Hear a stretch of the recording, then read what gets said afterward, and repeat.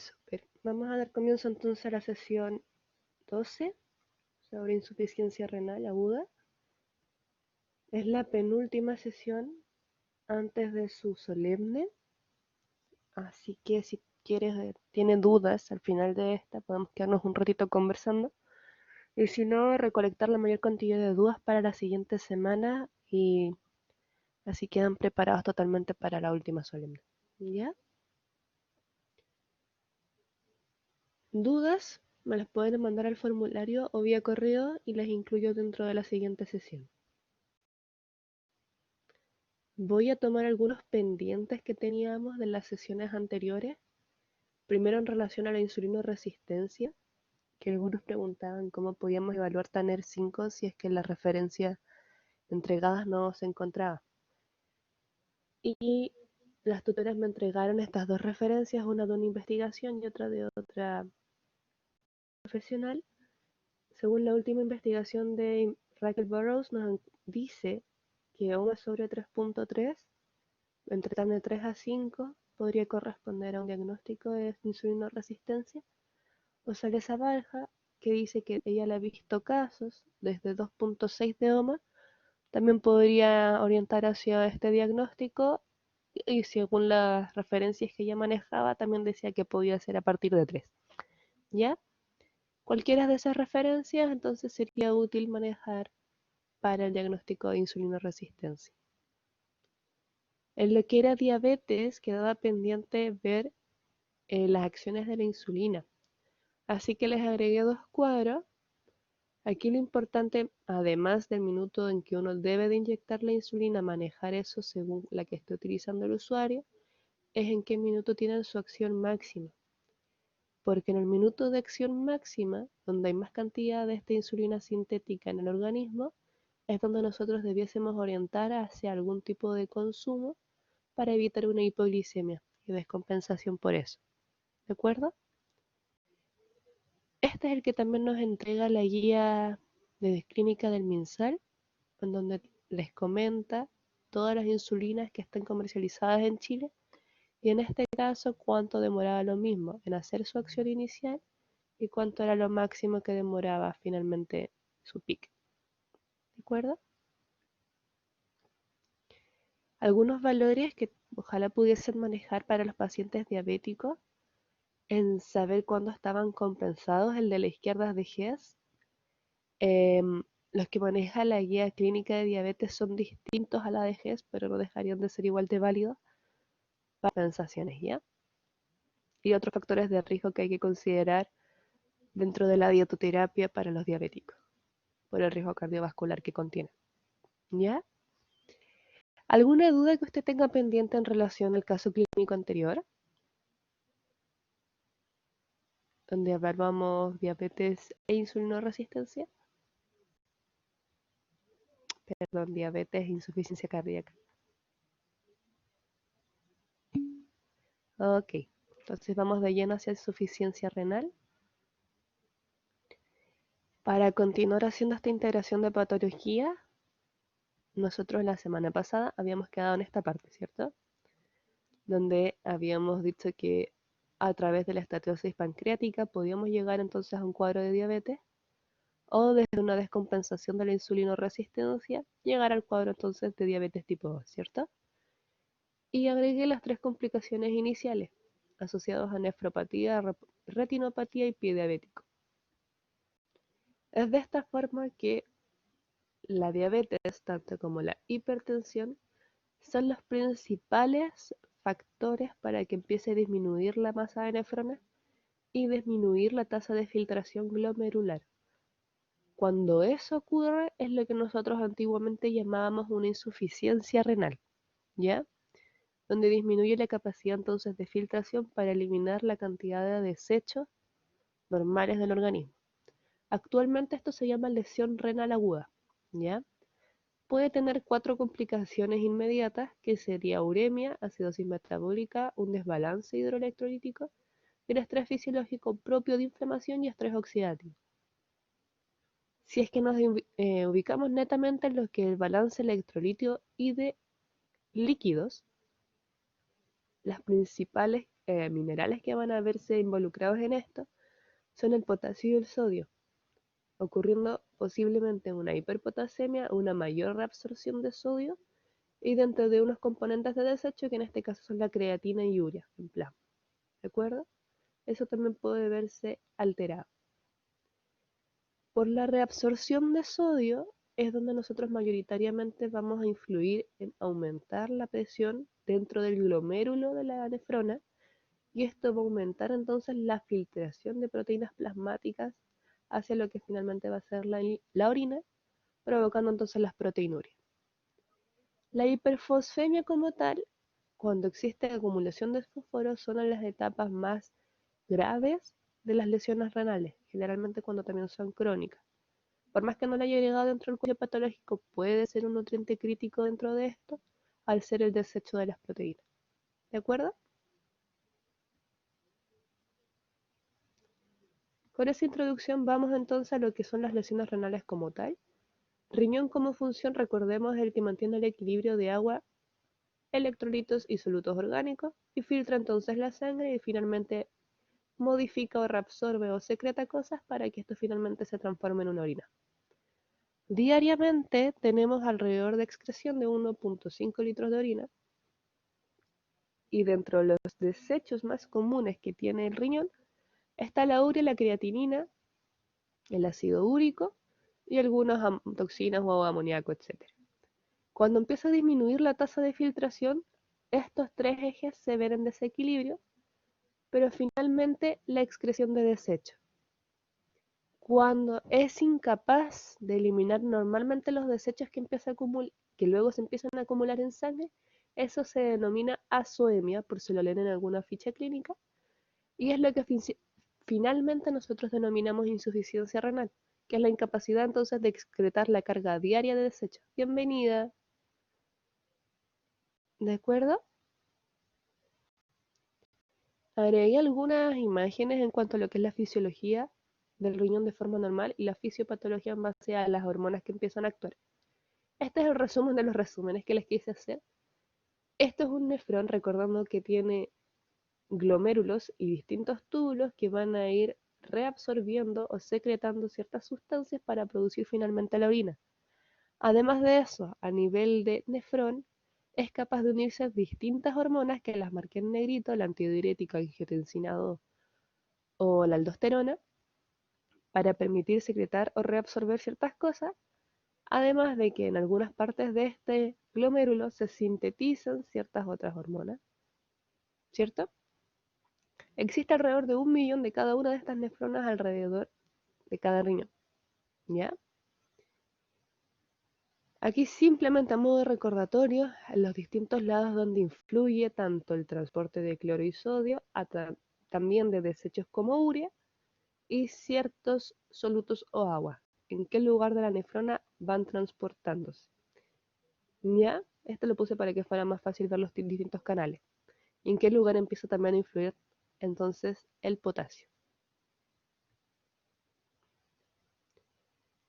Esta es la forma en que pueden ver en qué lugares actuaban las distintas hormonas que les iba comentando. ¿Cierto? Que recuerden entonces dónde podía ocurrir mayor concentración o dilución de la orina. No sé si les han hablado a través de la hipertensión arterial que podemos utilizar fármacos IECA o ARA o AINES. Aquí también les dejo este cuadro en relación a la influencia de las hormonas renina, angiotensina, aldosterona para intentar mantener el aumento o el descenso de la presión arterial.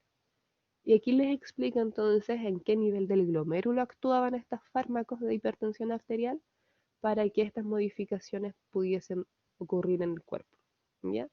Y a medida de qué hormonas principalmente actúan, que era la renina, la angiotensina y la aldosterona.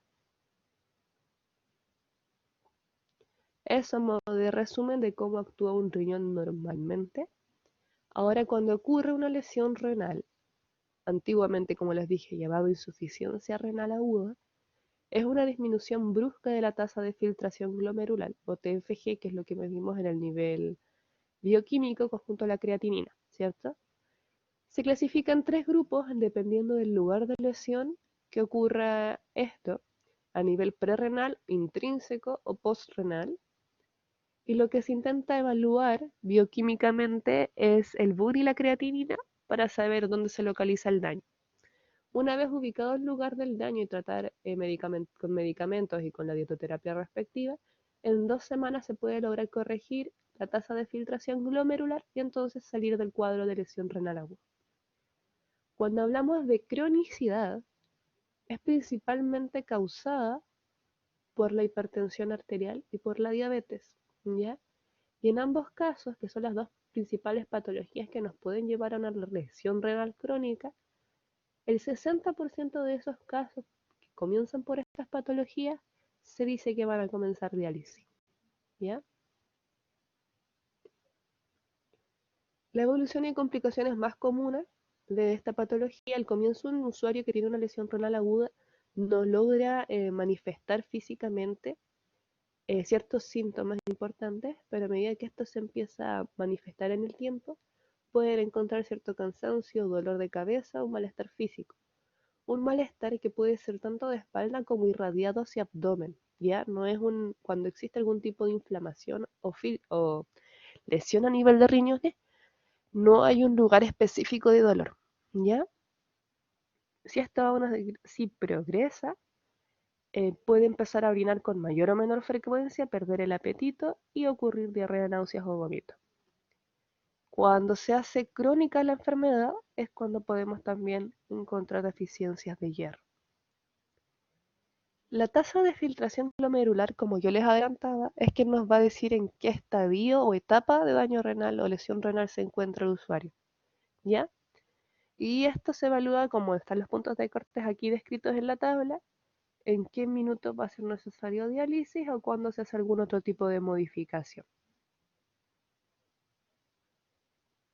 Las consecuencias inmediatas entonces son cambios en la hemodinamia, reducir la capacidad de concentración o dilución de la orina, mayor reabsorción de sodio, mayor sensibilidad a las hormonas que influían en la concentración y dilución de la orina, disminución, de la tasa de filtración glomerular como les adelanté, y esto provoca entonces mayor acumulación de creatinina, urea y ciertos metabolitos como el sodio, el potasio, puede ser el calcio y el fósforo, ¿ya? Acidosis metabólica en el peor de los casos y alteraciones endocrinas en las hormonas que pueden llegar a influir a nivel renal o quienes se van a ver entonces perjudicadas por una mayor o menor reabsorción de glucosa.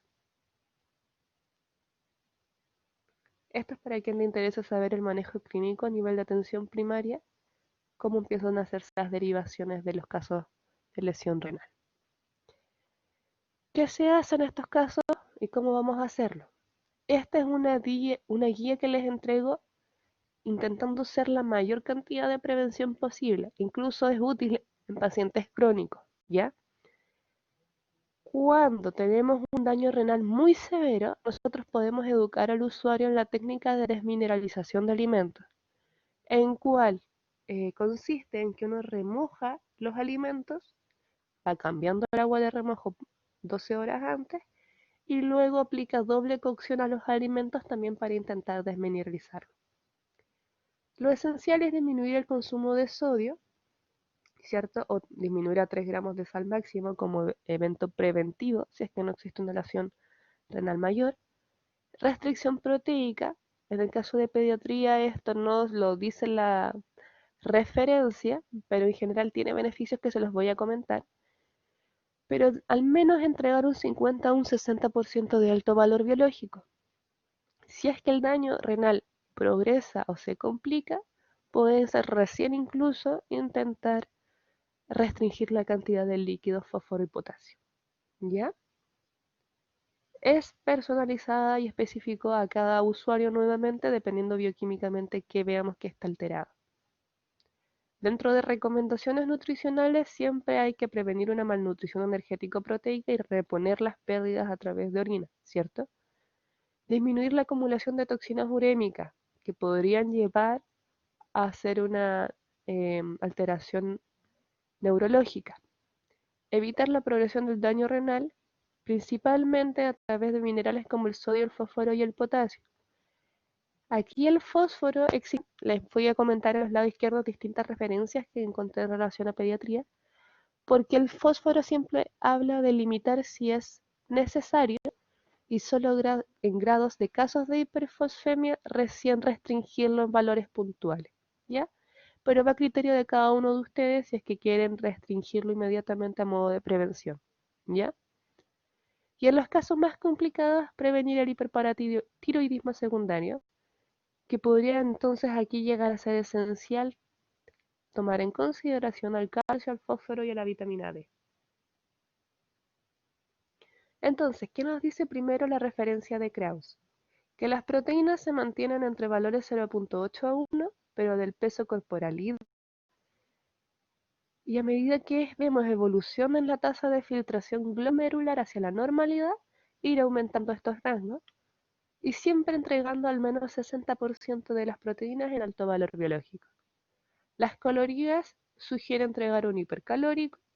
El potasio y el sodio nos pide diferenciar entre la fase oligoúrica o diurética, si es que está ya con proceso de orinar comúnmente o con uso de diuréticos, y los líquidos reponer las pérdidas del día anterior, esto principalmente en la parte clínica, que es más fácil evidenciar cuánto ha orinado el usuario o si tuvo vómitos o diarrea, y aportar un extra de 500 ml para reponer. Fósforo, como ya les adelantaba, era solamente necesario limitarlo, pero no nos entregaba una orientación clara, al menos que existiese una hiperfosfemia. Dentro de otras recomendaciones nutricionales, también es importante sugerir, en el caso de los carbohidratos, la restricción de los sácaros para así mantener el riñón lo más tranquilo posible. En cuanto a filtración, una selección adecuada de lípidos, principalmente orientados hacia ácidos grasos esenciales y omega 3, para promover componentes antiinflamatorios de la dieta, y en caso que existan alteraciones de tensión arterial, obviamente el sodio que ya habíamos hablado. El sodio puede ser incluso más restringido aún dependiendo de si existe una descompensación de presión más importante. Aquí les comento un poco por qué la restricción proteica puede llegar a ser necesaria en algunos casos, principalmente en los crónicos, pero quizás en algunos casos de lesión renal aguda les puede interesar saberlo. Y es porque disminuye la presión dentro del glomérulo del riñón, disminuye la resistencia también de la arteria glomerular y disminuye la expresión de citoquinas proinflamatorias, recordando que muchas de las patologías per se ya agregan un componente inflamatorio y de síntesis de ciertas hormonas que van a agravar aún más el cuadro de inflamación e hipercalórico que vamos a estar teniendo en cada usuario. Por eso queda con el criterio, yo creo, de ustedes, si es que creen necesario orientar una restricción proteica en algún cuadro en particular. Aquí le entrego la referencia de esta manual clínico en pediatría, que nos hablaba que calorías y proteínas se entregan al 100% de la recomendación en la lesión renal, que los lípidos pueden ser el 30% del valor calórico total, manifestando que los poliinsaturados a saturados tienen que ser 50% más en los poliinsaturados, los carbohidratos en un 55%, principalmente complejos, potasio y sodio nos entregan una pequeña restricción para prevenir complicaciones, y el fósforo nos dice que en caso de existir hiperfosfemia en plasma, podemos llegar a restringirlo entre 300 a 500 miligramos, dependiendo de la edad, ¿cierto? Les agrego además cuáles son los suplementos nutricionales que están siendo orientados principalmente a casos de lesión renal, tanto en etapas prediálisis como de diálisis en pediatría, ya para que los tengan a mano, en caso que los vean en su práctica o en sus áreas laborales. Y finalmente les agrego lo que es el consenso docente, el cual nos hablaban de ciertos promedios de energía por rango etario en pediatría, las recomendaciones dietarias de proteína, dependiendo del estadio de daño renal que tuviese un usuario, y también la referencia que entregan para los casos de hemodiálisis y peritoneodiálisis, las pérdidas de fluidos insensibles, que también es interesante que lo tomen en especial en este caso, que son 20 ml por kilogramo de peso, porque al no estar dentro de una clínica para evaluar cuáles son las pérdidas a través de orina o por transpiración, etcétera, es bueno que ustedes lo agreguen como un extra cuando no tengamos certeza cuánto ha sido la cantidad que ha orinado. Las cantidades máximas en izquierda de fósforo, en las partes en que exista niveles normales o altos niveles de fósforo, ¿cierto? Por rango etario.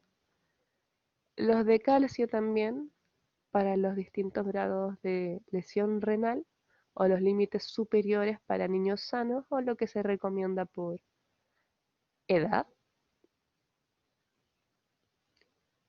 El calcio y el fósforo para evitar los síndromes de paratiroidismo, ¿cierto?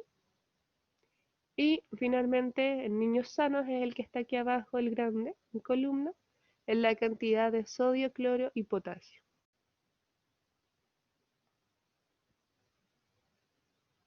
Vitaminas y minerales en pediatría. ¿De acuerdo? Eso en relación a cómo trabajaba a nivel fisiológico y fisiopatológico, entonces, el riñón una vez que empieza a existir algún tipo de alteración. Dentro de lo que es tratamiento nutricional y dietoterapia, les agregué, según la solicitud que tenían, alimentos permitidos y contraindicados en base al potasio y al fósforo, por porción de consumo y una lista de qué alimentos entregaban entonces mayor cantidad de potasio, que es el principal mineral esencial en este caso, crítico. Los lácteos no es una recomendación de restringir el consumo, sino evaluar cuántos vas a darle de acuerdo a la hiperfosfemia que tenga o a las necesidades según el ciclo vital que esté presentando el chiquitito. Los contraindicados se los dejo también anotados en relación al fósforo y al potasio. Dentro de algunas recomendaciones dietoterapéuticas podemos entonces nuevamente hacer énfasis en que no utilicemos alimentos saturados para cocinar, ni para freír, ni para saltear. Preferir hornos, planchas, parrilla o todo lo que sea hervido para cocinar en estos usuarios. El remojo de 24 horas como técnica de desmineralización y doble cocción de alimentos para entonces disminuir la cantidad de ciertos minerales críticos. La carne y los pescados, si bien tienen un alto contenido de fósforo y potasio, al cocinarlas pueden llegar a perder el 50%. De todas formas, aquí adelante yo les voy a entregar una orientación en qué carnes tienen menos contenido de fósforo. Usar grasas mono y poliinsaturadas para el efecto antiinflamatorio que tienen. Evitar obviamente los alimentos altos en potasio. Evitar alimentos como embutidos, fiambres y comidas rápidas por el exceso de sodio que tienen. Elegir cortes magros, bajos en grasa e incluir pescados 2 veces por semana como mínimo por el efecto antiinflamatorio quienes tengan mejores cantidades de omega 3 o EPA y DHA. Evitar entonces que consuma huevo más de 2 o 3 veces a la semana, al menos por el periodo agudo de la enfermedad, hasta que las tasas de filtración glomerular vuelvan a valores normales. Cuidado con los sustitutos de sal, estas sales yodadas, ¿cierto? Porque en general también tienen mayor contenido de potasio, si bien bajan el sodio, aumentan el potasio, entonces no sería una buena estrategia en este tipo de usuarios. Y evitar las gaseosas y los jugos en polvo porque pueden tener mayor cantidad de sodio que otros bebestibles. Aquí ya les entrego, como les digo, entonces distintos listados de alimentos por las cantidades de fósforo que tienen. Este es el material que creé para un internado en relación a lesión renal crónica. Entonces, es muy exagerado quizás en la prevención que intenta entregar, pero es bueno que lo empiecen a manejar para cuando necesiten hacer esto en sus prácticas. Por porción de alimento lo hice entonces en algunos de las carnes y los pescados, igual que en los cereales, para que sepan diferenciar cuáles son de menos riesgo y cuáles son de más riesgo. Lácteos, como bien les decía, no es que no podamos consumirlos en esto, o sugerirlo en este tipo de usuarios, recordando que la restricción en hiperfosfemias va entre 300 a 500 miligramos diarios, pero sí hay que ser muy cuidadoso en qué cosas voy a sugerir consumir, ¿de acuerdo? Y a modo de resumen, entonces, los alimentos que tenían potasio, fósforo y sodio. Eso en relación a lo que puedo entregarles como resumen en muy poquitito tiempo, para que orientemos entonces algo de tiempo a las preguntas que tengan del caso clínico. Si tienen dudas con algo de lo que acabo de comentar, avísenme y me devuelvo. Y si no, coméntenme qué duditas pueden tener de este caso que quieren volver a repasar. Estas eran las preguntas del caso clínico. Teníamos un preescolar de 3 años con ingreso por púrpura de Schollin-Henoch, entonces, concominante con una bronquitis por micoplasma. Estaba con tratamiento de corticoides, recordando que este medicamento favorece la retención de líquido. La madre nos comenta entonces ahora que empezó a ver que se le hinchaba la carita y nosotros confirmamos edema, además de cara en parte pretibial. Y además de eso nos refiere que el pequeño está con somnolencia, inapetencia, náuseas, dolor abdominal leve, oligonuria, sin vómitos ni diarrea.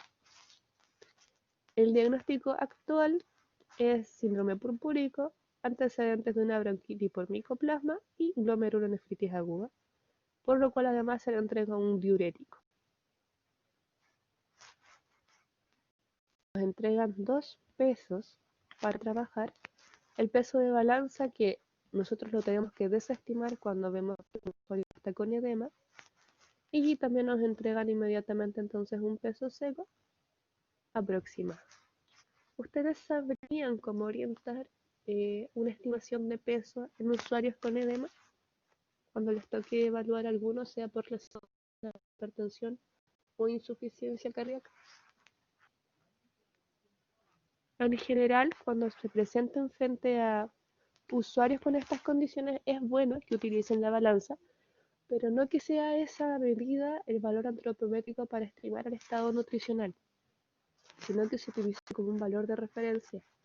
Y ustedes intentan estimar peso por las ecuaciones predictivas o por circunferencia de Carpa, que es lo que habitualmente se utiliza en pacientes renales. ¿De acuerdo?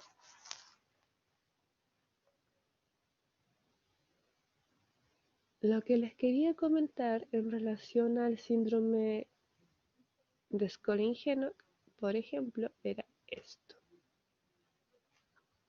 Que lo que empezamos a ver físicamente son estas pequeñas manchones púrpuras como moretones, principalmente en extremidades, puede ser en brazos, en piernas y en pies.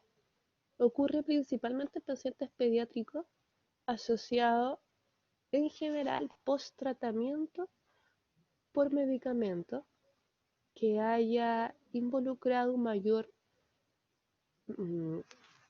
recolección de inmunoglobulinas A por parte del cuerpo. Entonces puede haber partido esto por una bronquitis, ¿sí? Se le entregó un medicamento, el cuerpo recluta inmunoglobulinas A, neutrófilos y todo lo necesario para combatir la infección, pero no es una señal específica solamente al lugar de infección cuando esto ocurre, sino que se reclutan a distintos niveles del organismo, entre ellos al riñón. Y existe, no se sabe por qué, cierta tendencia de los niños a que se acumulen inmunoglobulinas A en la parte del glomérulo. Y esto provoca que se inflame, porque empiezan también a llegar los neutrófilos y toda la parte del sistema inmunológico, ocasionando entonces uno de los 3 o 4 signos para poder diagnosticar la púrpura. Esta inflamación entonces lo que nos va a llevar a una posible lesión renal pasajera, evidenciando también entonces proteinuria sobre los 0.3 gramos en 24 horas. ¿Ya? La púrpura como tal es, como les decía, como una acumulación de inmunoglobulinas A, pero también en los vasos sanguíneos pequeños. Entonces esto provoca también una inflamación o vasculitis que puede ser de origen primario o secundario. En este caso, podríamos sospechar que es secundario asociado al caso que estábamos evidenciando en este preescolar. Y lo diagnosticamos por una tríada, la púrpura, ¿cierto? Estos manchones morados que les van a doler porque es una inflamación de los vasitos sanguíneos, algún tipo de dolor abdominal, sintomatología digestiva como abdominal y, digestiva como renal y artritis o astralgia en las articulaciones. Considerando todos estos antecedentes, ¿qué dietoterapia ustedes aconsejarían o qué micronutrientes pensarían esenciales para el caso?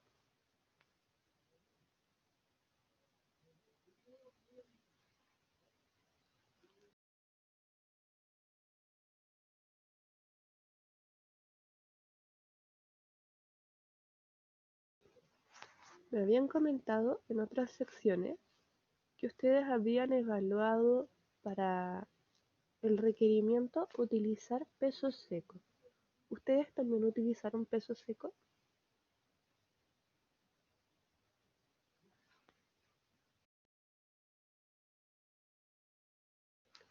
¿Les dieron alguna otra alternativa?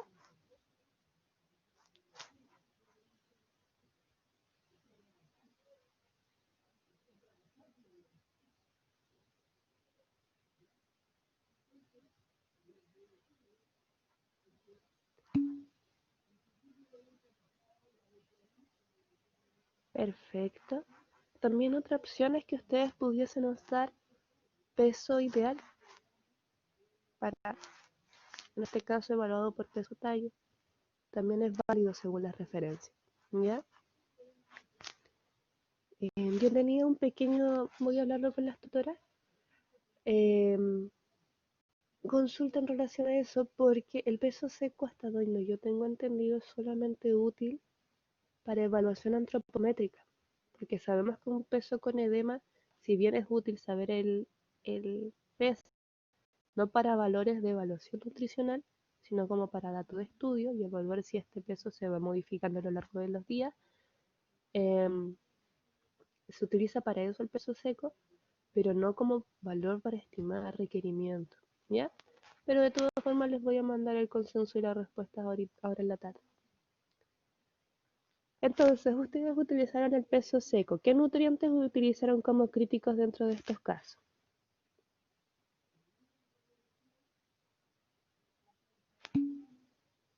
Perfecto, el sodio. Dentro de los parámetros bioquímicos, ¿qué vieron que estaba alterado?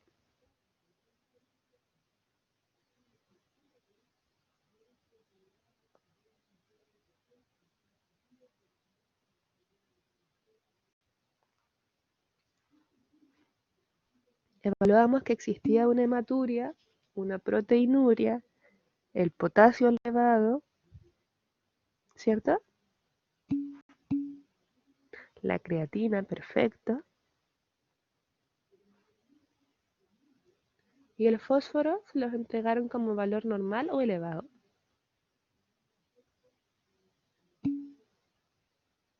Normal. Ya, porque según los puntos de corte que tengo yo, estaría elevado. Ok, lo voy a dejar anotadito entonces. Entonces, considerando lo anterior, ustedes tomaron como nutriente crítico el sodio y el potasio, restringieron o mantuvieron normales las proteínas.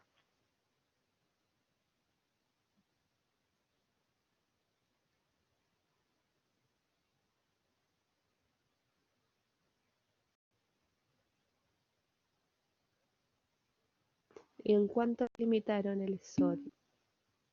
Perfecto, manteniendo las de alto valor biológico en el 50-60%. ¿Cierto?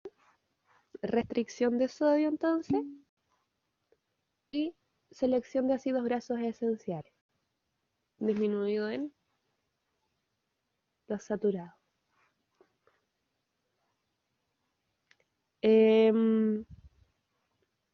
En relación a todo el cuadro general de este preescolar, quería comentarles algunas otras cosas. Por ejemplo, él entraba por una bronquitis por infección, ¿cierto? Quizás podría ser también útil, en este caso, evaluar el uso de alguna fórmula láctea con probióticos, porque que él haya tenido una bronquitis y que estén las inmunoglobulinas dando vueltas alteradas, puede ser que exista cierto desbalance a nivel del sistema inmune o de células blancas. Entonces sería quizás interesante también lograr entrar dentro de esa reflexión y que ustedes pudiesen aconsejar o no el uso de probióticos como zinc, vitamina C, E o A, ¿ya?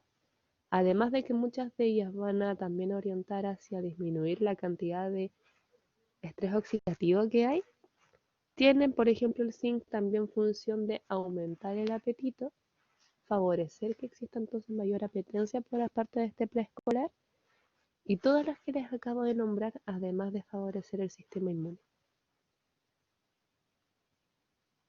¿De acuerdo? Dentro del requerimiento hídrico, ¿cuánto estimaron necesario?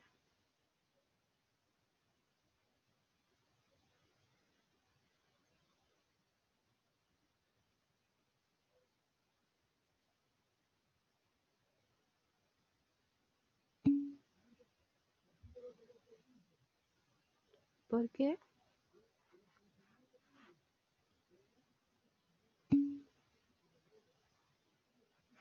Perfecto. Pero con esta, totalmente de acuerdo, muy bien. Pero esta fórmula de aquí a la derecha, que dice pérdidas insensibles por fluidos, en niños y adolescentes existe una estimación de que son 20 ml por kilogramo de peso. Entonces podríamos intentar orientarlo y estimarlo hacia el peso habitual, como bien les dijeron a ustedes, por el requerimiento que ustedes manejan por Holiday, ¿cierto? Agregarle estos pérdidas por fluidos insensibles como fórmula. Y también podría llegar a ser útil para que lo manejen. ¿Ya? ¿Qué más consideran importante o qué otra duda tienen del caso clínico? O sea, de este o de cualquiera de los otros. Si este no tienen dudas, pasamos a cualquiera de los anteriores.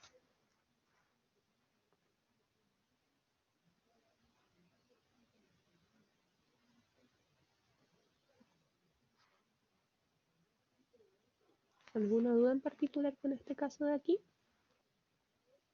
Yo los dejé aquí adelante marcado con lo que mandaron por consenso docente, los distintos nutrientes críticos que podían ustedes considerar importantes. ¿Ya?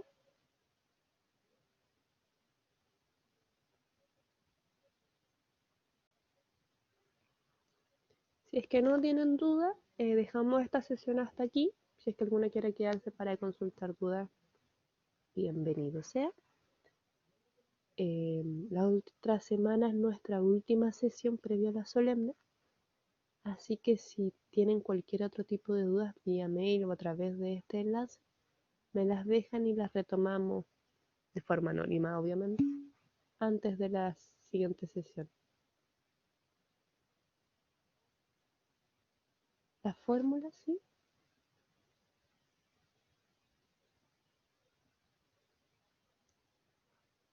En este minuto, al menos en este caso, no tenemos un peso habitual del chico, pero como yo les decía, podríamos utilizar solamente en base a este contexto el peso ideal, recuerdo al peso talla, ¿ya? Que serían alrededor de 14 kilos punto uno. Eso ubicarlo dentro de la fórmula de Holiday, que es la que siempre han usado ustedes en pediatría. Y una vez tengan ese resultado, vamos aquí adelante, en el lado derecho, y le suman esta diferencia. 20 ml por kilogramo de peso. Es lo que se estima en niños y adolescentes, que son las pérdidas insensibles. Que dice que pueden ser 20 ml por kilogramo de peso o alrededor de 400 ml. Directamente. Ustedes eligen. y eso nos da una estimación promedio de un requerimiento hídrico en estos casos. Es muy importante que en lesiones renales sepan incluir estas pérdidas insensibles para no dar de menos la cantidad de agua en las pérdidas que se estén eliminando. Principalmente también porque este chico está con diurético, entonces la pérdida de agua es muy importante.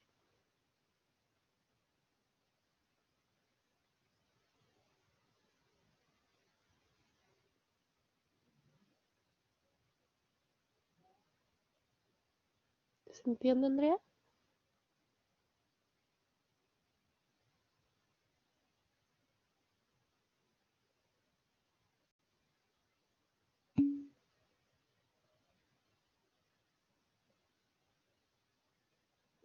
Por ahora no. Ahora, si quieres utilizar eso también es válido. No es que haya un método estricto.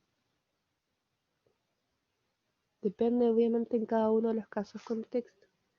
En este caso en particular, como tampoco tenemos el peso habitual del preescolar o no tenemos la velocidad de filtración glomerular asociado a cuál puede ser quizás el nivel de pérdida de tasa de filtración, sería ubicar distintas referencias y la que te haga sentir más cómodo.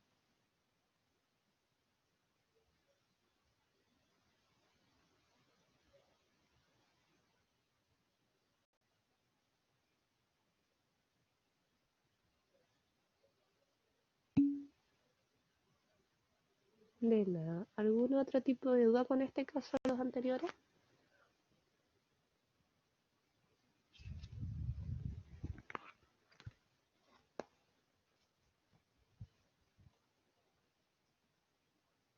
Si no, damos por terminada esta sesión y nos vemos a lo del Tanner 5. Voy para allá, esperen. Es que finalmente como las referencias que ustedes habían utilizado o que les habían dado las tutoras, no lo sé en realidad, no incluía al Tanner 5, les pregunto específicamente porque la vez que nosotras evaluamos el caso, lo evaluamos con las referencias de Tanner 4, ¿se acuerdan? Y según los distintos... Acá, volví. Y aquí les nombré solamente dos referencias, una en base a un estudio, que si quieren también se las comparto, y otra en base a la profesional Salesa Barja. Y en este estudio, lo que atención la parte clínica, es que los chicos de 3 a 5 que tenían un OMA sobre 3.3 tenían las alteraciones metabólicas propias de una insulina resistencia. Entonces, si te encuentras con un usuario Tanner 5, ubícalo notablemente para Tanner 5 sobre 3.3, entonces ya lo puedes ubicar como una insulina resistente y orientar la dietoterapia hacia eso. Y Salesa Ibarja nos dijo que ella ha visto que desde 2.6 en la práctica, en usuarios con estos tipos de Tanner ya había evidenciado alteraciones metabólicas y endocrinas propias de insulinoresistencia, pero según lo que ella manejaba por literatura era un punto de corte de 3. Entonces 3 o 3.3 en Tanner 5 te va a servir para orientar este tipo de dietoterapia.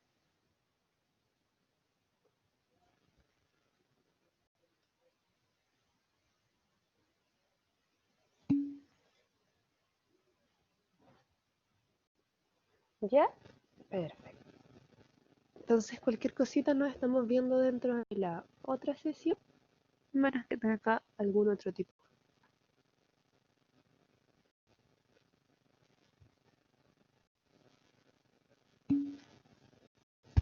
Que esté muy bien, cuídese. Nos vemos la otra semana.